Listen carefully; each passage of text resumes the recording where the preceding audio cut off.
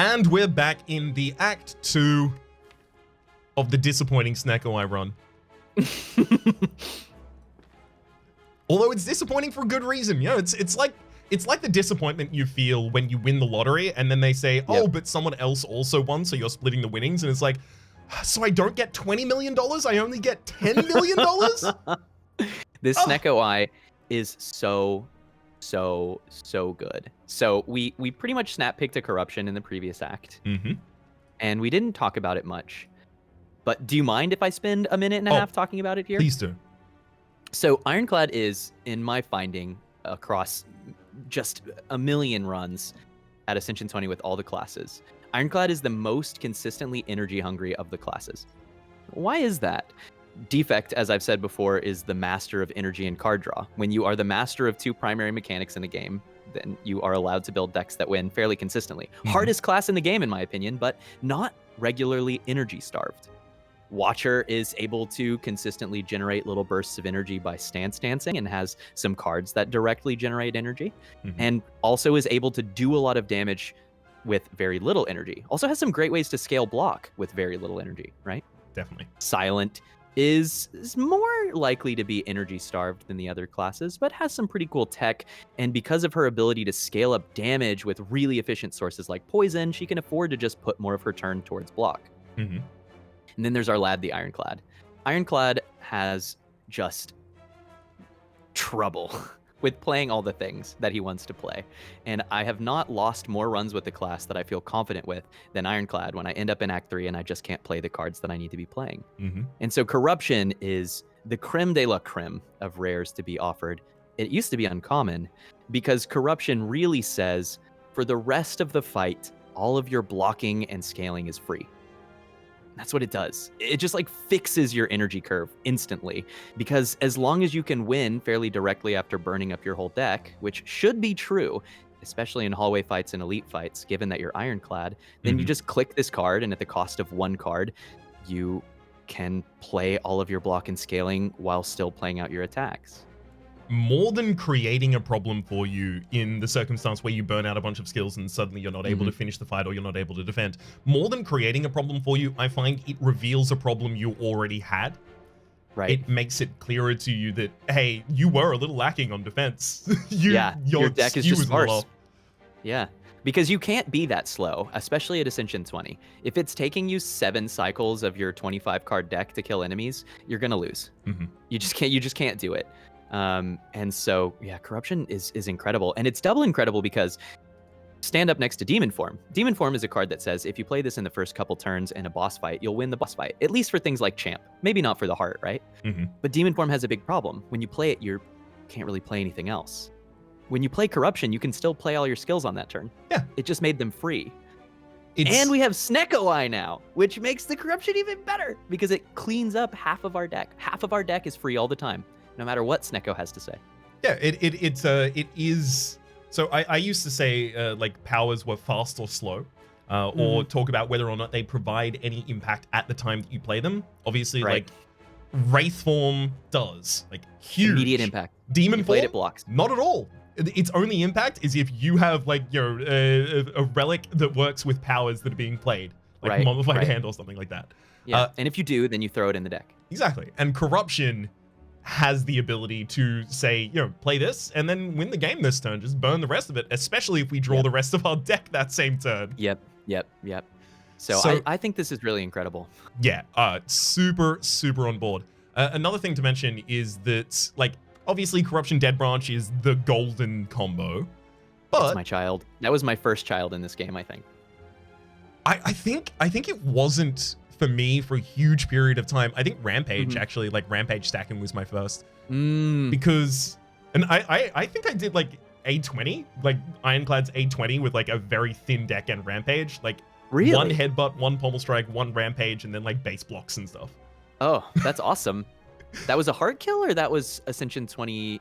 That was losses? that was before the heart was added. Got it. Because you can, but I will say that these days I think of Rampage mostly as a solution for like Act 1 and 2 fights and sometimes the Act 3 bosses. But beyond that, it's not impossible, but it's very difficult to win with that card as your primary damage scaling source against the heart.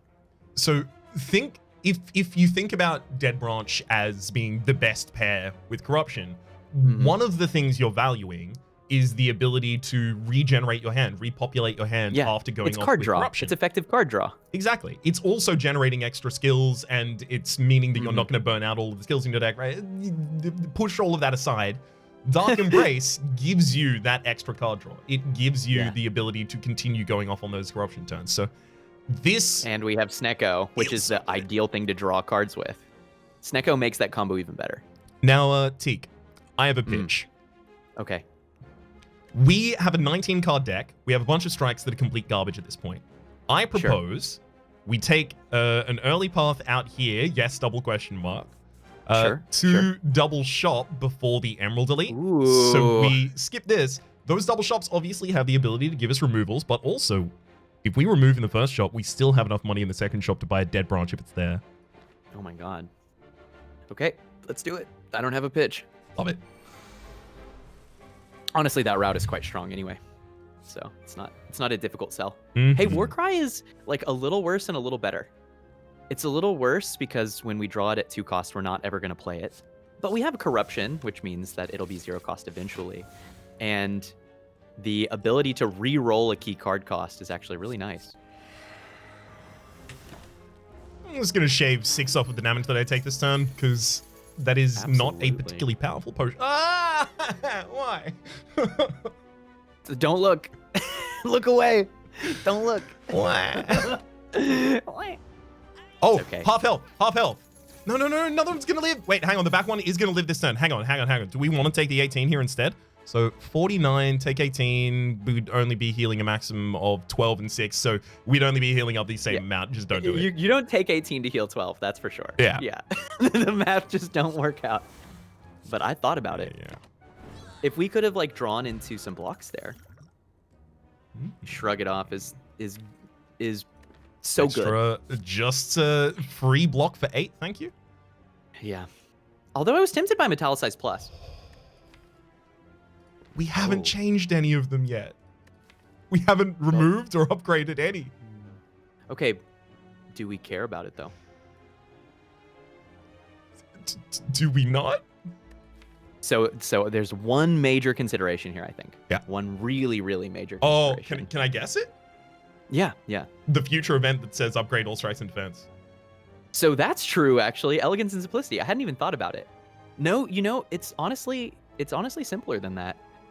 Ironclad, probably of all the classes, cares about health pool the most. We already have good sustain and meat on the bone, and dropping down to 60 max HP makes it a lot harder to bounce off of the Red Skull. It means it's a lot more dangerous to play around Reapers, which is a primary mechanism for us to sustain, right? Like in the Heart Fight as an example. If we can afford to take 65 health and then Reaper to full, that's like a winning line.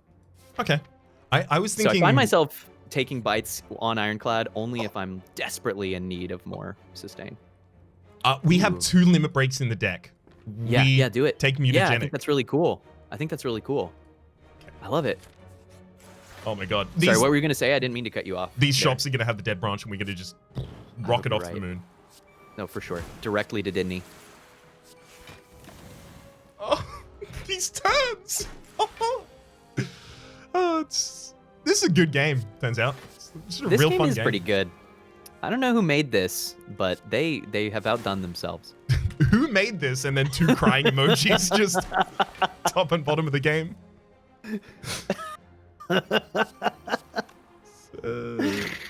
Who made this? Let's burn this looking for some defense. Found. And then burn everything that is defense so that I pivot to only damage. Oh, no, wait, never mind. We have bomb. Wait, I'm so stuck. What were you going to say?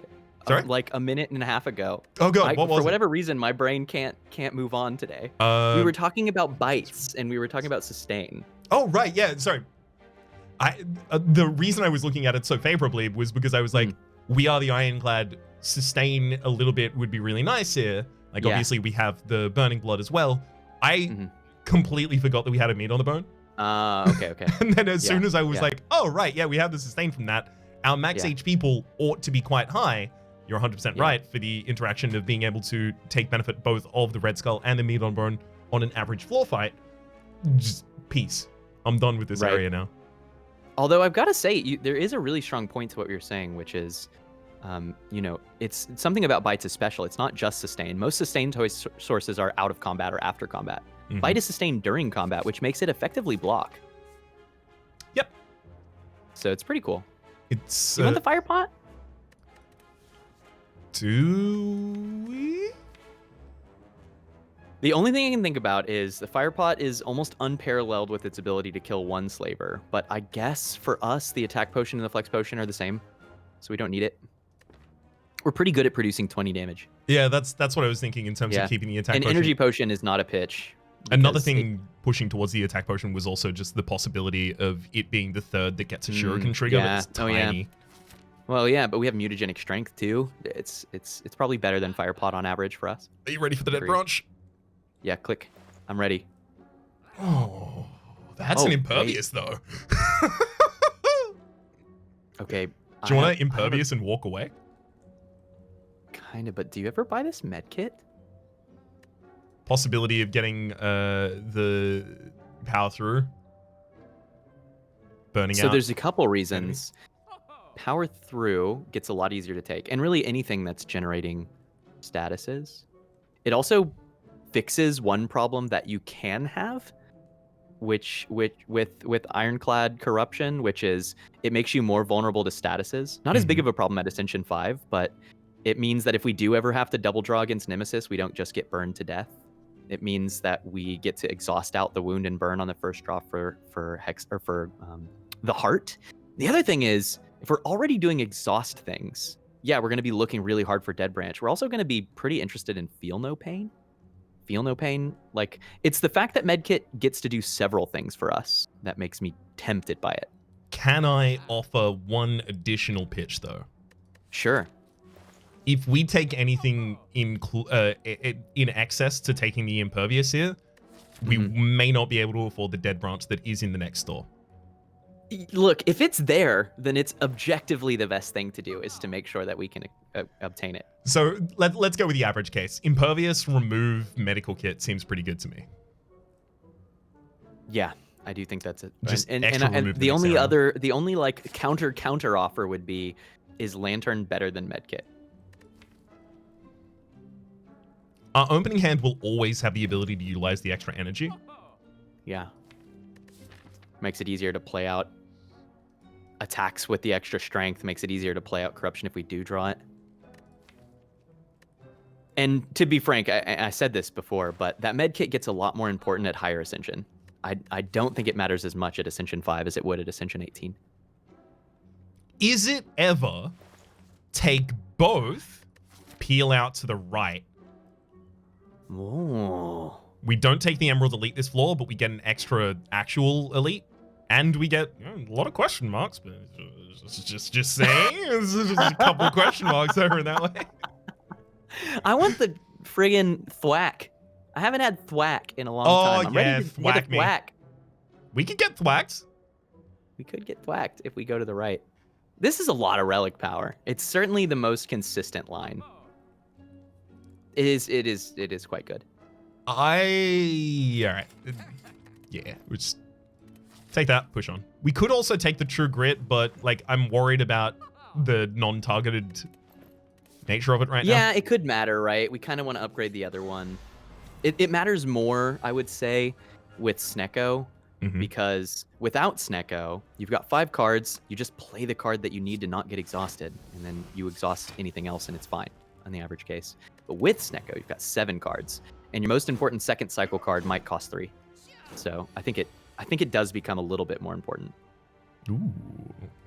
Yo, nice. Good Corruption turn. Arma, and then it's just like, do whatever you want. Oh yeah, we have La Bomba. So at this point, do we want to like heavy target anyone or? Well, I definitely think we play Warcry just to see if it draws us some block. Drop the uppercut. Hang on, how much damage? No. Yeah, uppercut goes back to the top of the deck regardless, but do we want to try and like kill someone this turn to reduce the incoming damage? Hang on. 15, 9, 24 incoming damage against our 5, 19 damage goes through, 19 damage goes through, takes us down to 39. I think, just heuristically, I haven't even done all the math. Yeah. I think I pop either flex or attack or both here, like 100% of the time. And the reason is bomb doesn't go off next turn, and we're about to get vulnerable by the Red Slaver. So if we can kill Red Slaver this turn, that dramatically reduces damage taken in this fight. And I think we can do so pretty consistently. 15, 21 makes 36, 11, 16, 36, 16, 52. We can do 52 damage with the flex bot. Was that including Paper Frog? No, it wasn't. But I didn't math it. Like, how close are we with like just attacking? Bash 10, strike 9 plus. Oh God, 2, 4 plus 6 more. I think 15, and then the basic is plus 4, 10, 15, 10, 25. Not quite right. No, we're not quite there. But the flex, so it's either flex or attack gets us there, I think. Yeah, flex does have the ability to synergize with the limit breaks that we already have to just be like, suddenly you are now winning the fight. So maybe we just pop the attack potion instead. I like that, and we can decide which of our attacks gets the extra. Woo! Oh my gosh. Is that immolate just an immediate backline kill? How much damage is that? 21, 30, 31, 30. 15. Oh, actually, no, 75. So wait, hang on, it's 15 extra, 36. Okay, so what we do, I think, strike 2 other targets, get a point of strength, immolate. Which puts us at 22, and then 11 plus 5.5 is 16 more. 22 plus 16 is 37. It's still 1 off, unfortunately, because it rounds down. So we have to strike the back line either way, but still. Sweet turn. Mm-hmm. That was quick maths, by the way. Boom. I love how rapidly we rattled all that stuff off. That was great. I found weirdly, like, the release of the Watcher made my quick maths so much better. Yes, because that's quick maths the character. Yeah, well, although eventually you get to the point to where if you think you have lethal, you probably do. Mm-hmm. Which is a cool moment. And if you think you don't have lethal, you still might. So why don't you check? Yeah. Quick maths and order maths. We may actually want to like cop a hit here. What do you mean? Get below half HP. Oh, I see. So yes, agreed. 15 incoming, take 5 for a heal of, got those. This isn't going to kill anyone directly. Just more setup. Then we got the kill at the end of the next turn automatically anyway. Perfect. Oh, is that perfect? Wait, medkit is 50% or less, and our 50% is, this is perfect. Yep, that's one awesome. above us. Wow. Bomb's still relevant. Bomb made better by the fact that we have corruption now, which is just like, what? Mm-hmm. Significantly better, especially because, like, you play it 1 time in most fights. Right. 2 times if you're going for a boss, but you should really have some other scaling, so... Yeah, if you have to scale your boss damage with bomb beyond the first boss, you can actually win the first boss fight with bomb scaling fairly consistently, particularly because in fights like Slime Boss, it overperforms. But beyond that, if you're bombing your way through your boss fights, you gotta be worried. But that would be kind of sweet, though. Imagine a deck with like 15 cards and Snecko and like Sundial and a bunch of card draw. You really could scale your damage with bomb. Yeah. So back when I finished doing the... Oh man, this turn 1 is sick. Yeah, it's gonna be good. Back when I finished the Ascension grind, and after I'd done all of the different challenges that I could do at the time, and they weren't new challenges being included into the game, and this is also, before the Ascensions 15 through 20 were added. Heck, it might be even around time of the defect kind of situation. As I was running out of things to do in the game, oftentimes I would just look and see a card and go, okay, how do I make this card into a deck? And the bomb is real fun to try and do that with, but real difficult. Yeah, it beyond the first act and a half, particularly for bosses, it's super relic dependent.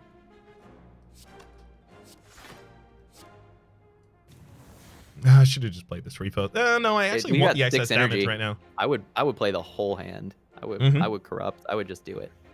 Oh yeah, I'm playing everything except the True Grit. I do want the next cycle to have some defense in it, which is why I didn't play the corruption early. Oh, I see what you're saying. Yeah. We should play it. I get it. You wanted to have the defend still in their second cycle. Yep. That makes sense to me. Especially because we definitely end up playing the, I mean, unless it's ridiculously costed, definitely end up playing the Dark Embrace, and then it just continues our cycle through the next deck again. Yeah, and it means that any wounds we picked up, it's almost like having an evolve, right? Mm-hmm. But to be honest, I think that I'm pretty sure our damage output is such that we could even like play this Impervious. If we didn't have Weaken here, I think we could even just play it. We got an extra In 2 turns, we've done 100 damage while still full blocking, which is a great find. Teak. Hey. Oh, look at that Dark Embrace being played. Oh, let's go. Gotta love the cost reduction on there. The cost reduction is so good. GG. Do you want to actually demonstrate to the audience the point that you demonstrated to me? Because I did not know that about upgrading cards in combat. Sure. Okay. So once upon a time, it turns out quite a long time ago now, but many people. Ooh, okay, wait. We have to talk about this first, and then I'll talk about the thing in the next fight.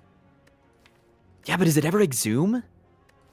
What would we be? I mean, like Limit Break, Impervious. Okay. And if we find a disarm, you know, there's so many good exhume targets, and now all of our skills are exhume targets. And we could pocket watch and draw even faster.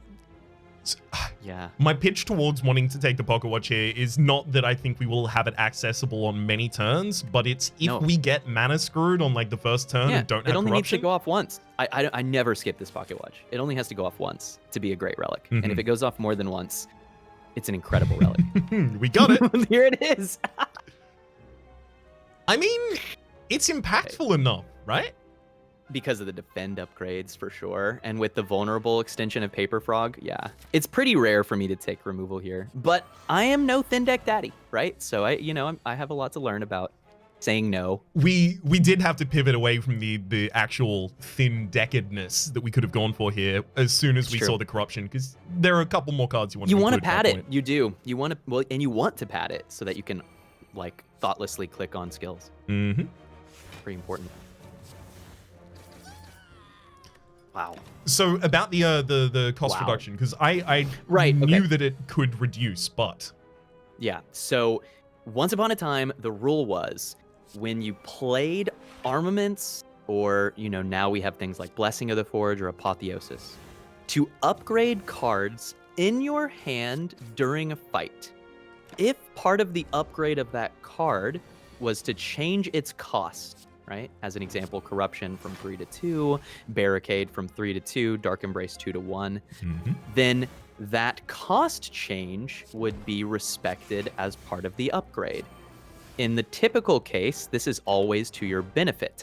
It goes from a 3 to a 2 cost, and you're able to play more cards. But what if you have Snecko Eye?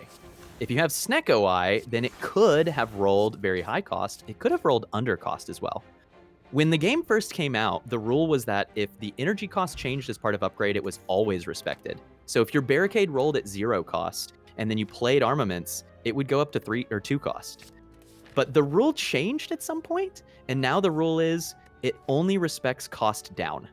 So if you upgrade your hand with Arma and there's a Dark Embrace in it at 3 cost, it will go down to 2. If there's a Dark Embrace in your hand at 0 cost, it won't go up to 2. And that was a change that took me a long time to get used to, but it is the case. I still wasn't used to it as early as earlier today. The run that we were talking about that had the Snecko Eye as well as the Sneaky Strikes, I was specifically avoiding upgrading cards at the right time in combat because I was worried they were about to increase their cost. Specifically, it was a 0-costed Phantasmal Killer. Because if I upgrade that, it goes to 2, but it doesn't. Well, and think about this. What's interesting is you theoretically could keep playing that way forever, because why wouldn't you play it at the low cost?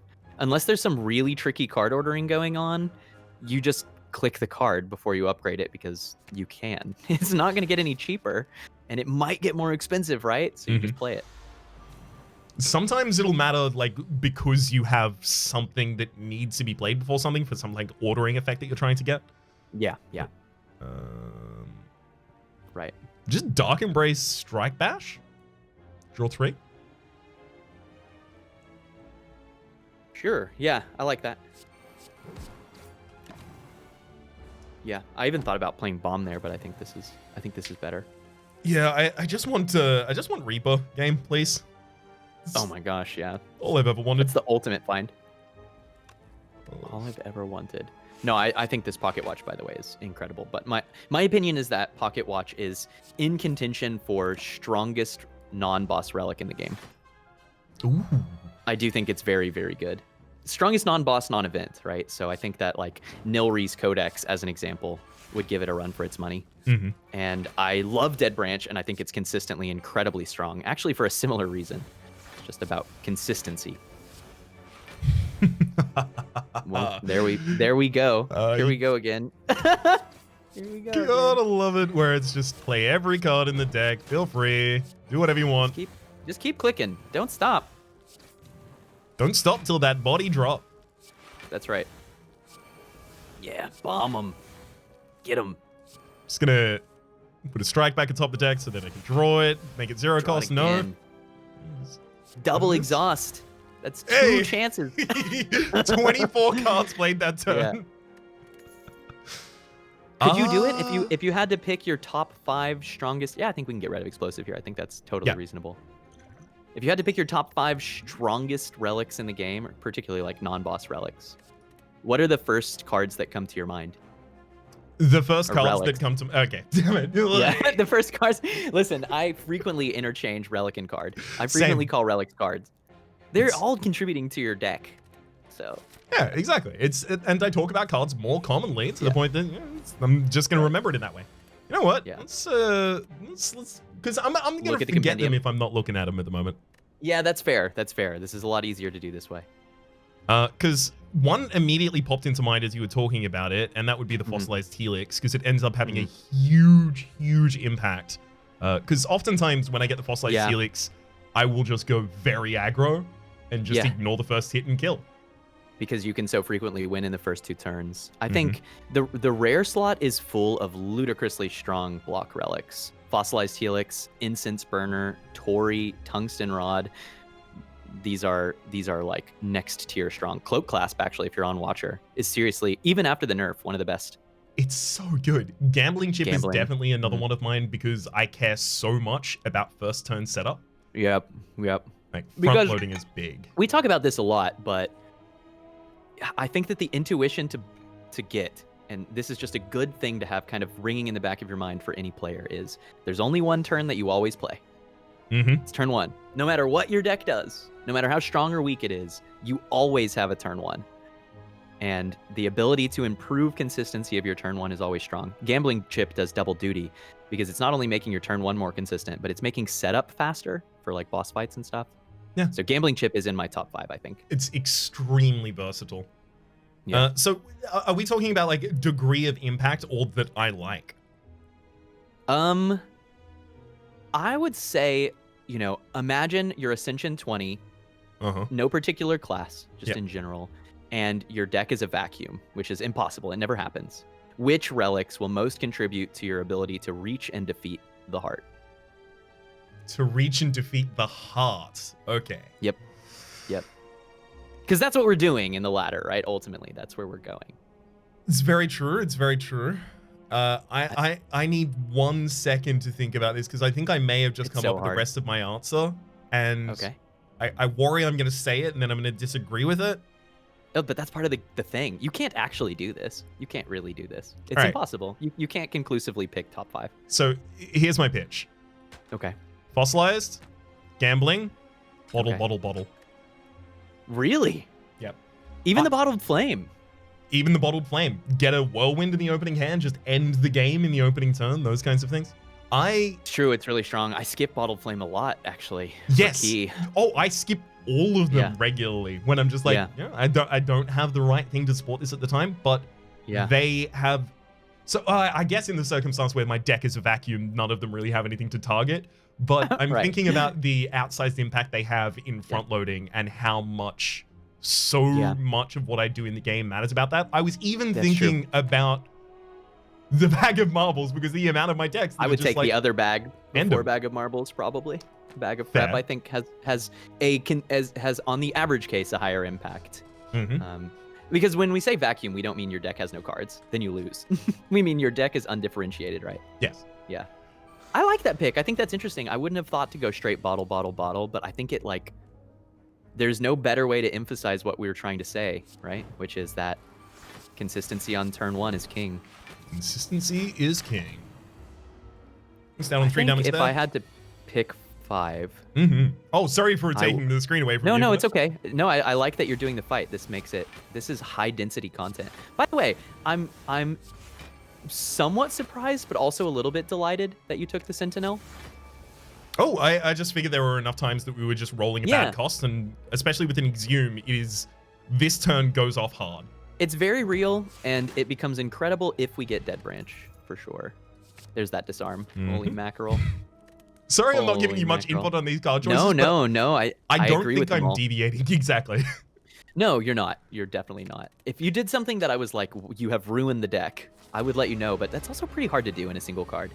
More likely, the thing that would happen is you would pick something and I would say, oh, did you think about that Reckless Charge? And you'd be like, no, Teak, why should I think about a 0-cost attack in my Snecko-Eye deck that draws a Daze in the future? And then after that, you would explain a very, very good reason to consider it. That's right. That Daze actually contributes a lot more to our deck than we might think at this point, because we're obviously going to be pairing with it a couple of the powers that really care about the things that we can exhaust, and we can exhaust it on the turn that we draw it with the medical kit, so it has an instantaneous impact. Did you know that Reckless Charge is a piece of a 3-card infinite? No. It's so strange. So you need some combination of powers. The usual case is Medkit, Evolve, Dark Embrace. Medkit is not a card, so Medkit, the relic. Dark Embrace, Evolve, and Reckless Charge. You play Reckless Charge. You need to have already something in your hand to draw off of. So another status or something, right? You play the status. It draws you the Dazed, which with your Evolve down immediately draws you your Reckless Charge. Then you play Reckless Charge, and then you play the Dazed. And then you play Reckless Charge, and then you play the Dazed. You play Reckless Charge. It's like kind of a weird, it's kind of hard to wrap your mind around, actually. But it's pretty sweet.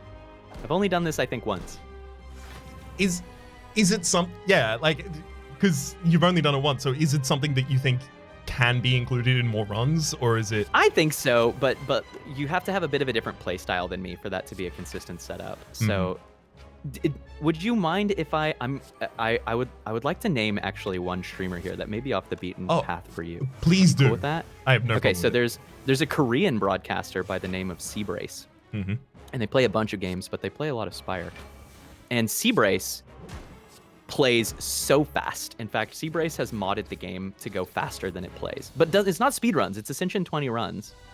And just spams out runs. And in particular, takes some things very, very often. And I have seen him put together that infinite several times. But Seabrace also first picks in Venom as something that I didn't used to do. I see him do some pretty cool stuff and is really good at the game. I really like finding someone who is completely outside of the circle of creators that I already run in to then watch extremely overperform in games, and oftentimes that will be looking towards the Asian streaming. Yeah, because you're not there all the time. There's a language barrier in some cases, and all of a sudden you're like, wait, your style is totally different than mine, but you're killing it. Exactly, you're totally killing it. So it works. It performs. Well, this is the proof of concept. Now I need to figure out how I can make this work for me, or maybe this is another tool that I'm putting in my toolkit from you. Yeah. So when I get a chance, I like to watch him. He does cool stuff. I want the AoE, and we have the ability to deal with the. I dig it. I dig it here still, just barely, because frankly I don't think we're really struggling with hallway fights, but I do dig it. Do you want 3 relics and no curse? Yeah, I do, because I don't feel like we're struggling with energy. It really hasn't felt that bad. We're also I do like this. We've got to fix the energy. Just hold. Here, before we click on this, what are we missing? This is a really good time to ask the question, because I think, would you agree that we feel pretty good about our Act 3 hallway and elite fights? Yes. Okay. We feel okay about the boss fights, I think, particularly now that we have disarm. Yes, but I was about to preempt you and then say yes, but I want. But yes. Okay. How do we beat the Act 4 elites and the heart, right? And how do we get more consistency in the Act 3 bosses? What do we want more of? What are we missing?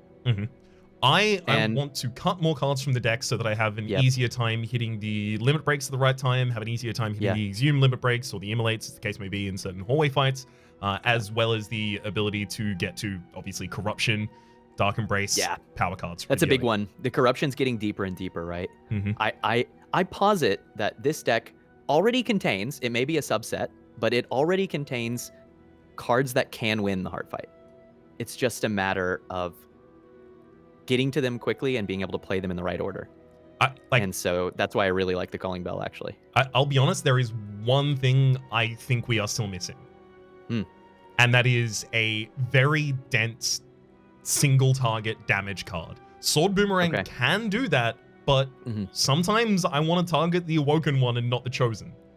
Right. Sometimes I do just want the Heavy Blade straight to the face. Yep. And Heavy Blade is obviously incredible because without Sneck OI, Sword Boomerang is usually outperforming, but with Sneck OI, Heavy Blade is mostly just superior. Unless you're trying to shred plated armor or bring a bird down, the Heavy Blade's just doing more damage for the same effective cost. Yeah, I often like also the unreliable AoE of it sometimes matters enough to me. Yeah, that's true. Let's go for it. Yeah, I love it. Also, this is always one common, one uncommon, and one rare relic, which means we might get something incredible. Ooh, Calipers when you have a Corruption deck is so good. Yeah, that's awesome. That's awesome. That's our almost barricade without having to put it in the deck. That's a great pickup. Ornamental Fan actually is relevant too, because we're trying to play 3 attacks very frequently to boost our strength gain. And you better believe that Bronze Scales helps us push damage a little bit faster. It's not incredibly crazy, but 48 damage a cycle, that's real. It's not nothing. It's not nothing. Especially while we're setting up. It may just say reduce the max HP of the heart by 100. Yep. And then kill it a turn earlier. It's a preserved insect for the heart. I've never thought about Bronze Scales that way. I like it. Wow. Oh, I like that as a comparison.